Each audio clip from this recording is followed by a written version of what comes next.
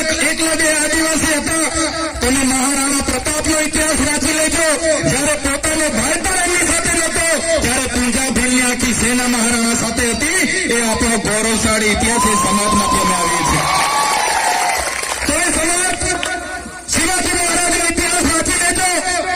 શિવાજી મહારાજ સાથે પૂંજા ભીલની આખી સેના હતી.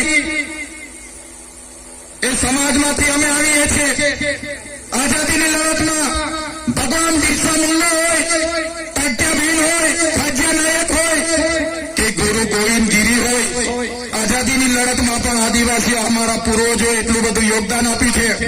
દેશના વિકાસમાં નર્મદા ડેમ હોય, ઉકાઈ ડેમ હોય, કરજણ ડેમ હોય કે કડાણા ડેમ હોય, આ વિસ્તારમાં જીઆઈડીસી હોય, હાઈવે હોય કે પ્રવાસન ધામ હોય, જ્યાં પણ જરૂરત પડી છે આદિવાસીઓ પોતાના ગામડાની ગામડા ખાલી કરીને આ દેશના વિકાસમાં સહયોગ આપ્યો છે. પણ જયારે આદિવાસી વિસ્તારોમાં આઝાદીના 78 વર્ષ પછી પણ આજે શિક્ષકો માટે આંદોલન કરવું પડે, આજે શાળા માટે આંદોલન કરવું પડે, આજે રસ્તા માટે આંદોલન કરવું પડે, આજે રોજગારી માટે આંદોલન કરવું પડે, આજે પીવાના પાણી અને સિંચાઈના પાણી માટે આંદોલન કરવું પડે, તો આ સરકારે અમે કહેવા માંગીએ છીએ, અમે વિધાનસભા સંસદ સભા જીતવા નહીં, અમને દેશનું 29મું રાજ્ય બનાવવા માટે આગળ આવી રહ્યા છે. દેશનું 29મું રાજ્ય અમને આપી દો, અલગ ભીલ પ્રદેશ.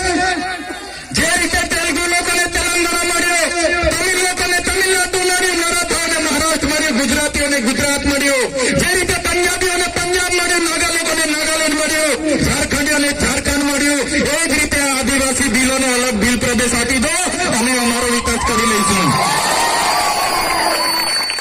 જે રીતે 1997માં ભરૂચમાંથી નર્મદા છૂટું પડ્યું, આજે જિલ્લાનો હેડક્વાર્ટર રાજપીપળા આવ્યો તો આપણે બધા નર્મદા વાળાને ફાયદો થયો કે નહીં થયો? આજે વડોદરામાંથી છોટાઉદેપુર છૂટું પડ્યું, છોટાઉદેપુર વાળાને ફાયદો થયો કે નહીં થયો? એ જ રીતે દેશનું 29મું રાજ્ય ભીલ પ્રદેશ રાજ્ય અમને આપી દો, એની રાજધાની અમે કેવડિયા બનાવીશું ને આદિવાસીઓનો વિકાસ કરીશું.